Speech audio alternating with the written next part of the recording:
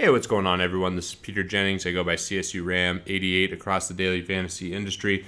Back again doing another lineup review here on FantasyLabs. Came out late because I just got back from actually my bachelor party. I went to LA for the fantasy baseball tournament that Vandal put on at the Playboy Mansion, which was a ton of fun. We rented a bungalow at the Chateau Marmont, which is a really cool hotel in Beverly Hills, and had a really awesome time. And I actually flew to Vegas after that and spectated on a big tennis match. So good fun couple days here, and excited to be back in the swing of things back home, looking at golf. One nice thing about the weekend as well is my golf teams were not good, so I didn't have to worry about, a lot of times even when my teams do poorly, I'll continue to watch golf, which is, a little bit more tilting. It's obviously more fun when you have a big sweat. But I didn't have that dilemma this weekend, and I really enjoyed myself. So let's dive into my lineup real quickly. Justin Thomas is the first guy I'm going to talk about. This is the only pick that I really second guess a bit. I'm not sure. It was very sharp. 20% owned here. A lot of things lined up. I know Colin liked him at FantasyLabs. My model liked him. But I've heard a couple things, and just looking into it, he's not very accurate with the driver, and he does really well in courses where you don't have to hit driver off the tee like the players. But when he has to hit driver off the tee on these long par fours, he sprays it quite a bit.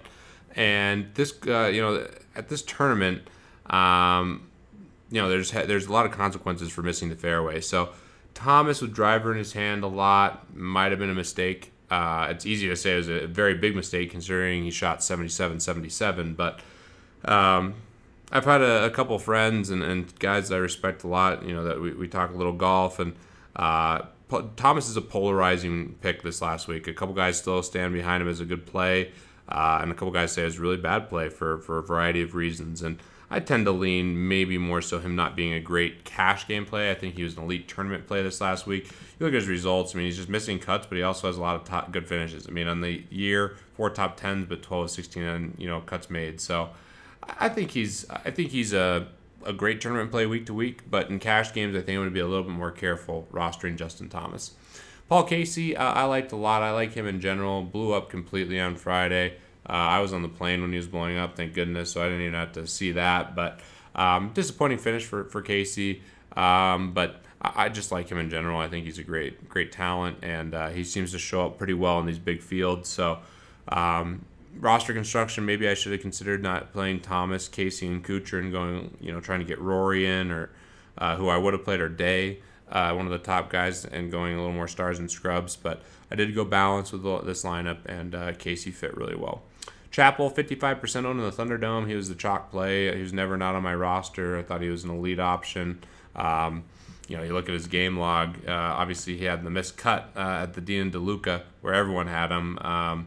He was really expensive that week, but before that, just crushing 9th, 4th, 31st, 2nd, and 7,500 coming back from, I think he was 9,500 or 9,700 or something along those lines the previous week. So huge price discount. I thought he was an elite play, and I think a lot of people thought that as well. Russell Knox made the cut on Friday, so he was on the other side. I hope he helped some of you guys make some money. I saw a lot of people sweating him making the cut, and hopefully, obviously not a great finish, but making the cut still better than missing, and hopefully that helped some guys do well. And he actually scored pretty well, considering, he made 18 birdies, had 2 birdie streaks and an eagle. So, you look at some of these other guys that played really well, like Chappell had less birdies than him, actually scored way less fantasy points, even though he finished 4 strokes better. So Knox ended up being a good fantasy play. I love him. I think he's one of the up-and-coming guys, especially in courses where ball striking is so important. Kuchar, I really like Day, and I really liked Rory. I had a lot of Rory in tournaments, and I thought that would be maybe the more contrarian of the big three, and it turned out a lot of people were thinking that Rory was a great play.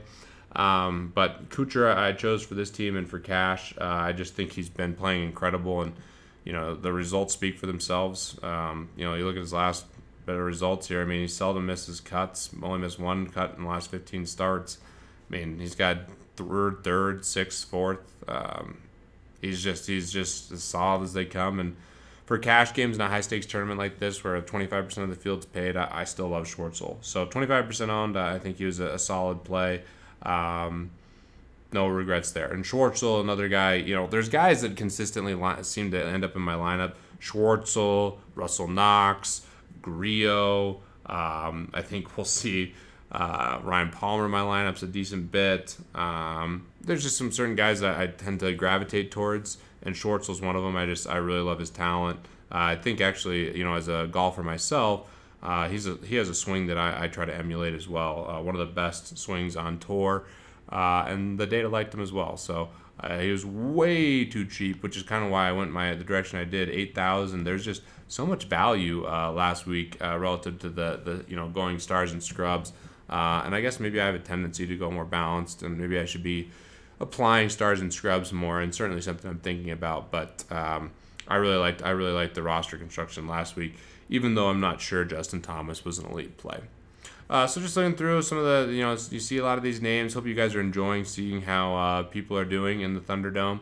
Let's take a look at the fresh, who took it down with Simpson, Schwartzel, Rory, McGirt, and Grillo. So great spot here. Pretty cool to see McGirt take it down.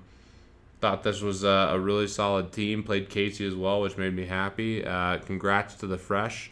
A lot of these plays explain themselves, but Schwartzel, Casey, Grillo, loved all of them. Had a lot of tournament exposure as well as Rory. Webb Simpson's definitely playing a lot better, and McGirt was certainly the gem in this tournament. So congrats to the fresh. Hope you guys learned something from this. One bit of advice, if you ever have a chance, definitely make it out to the Playboy Mansion. It's a ton of fun. And as always, hope to see more Fantasy Labs subscribers at the top of the leaderboard.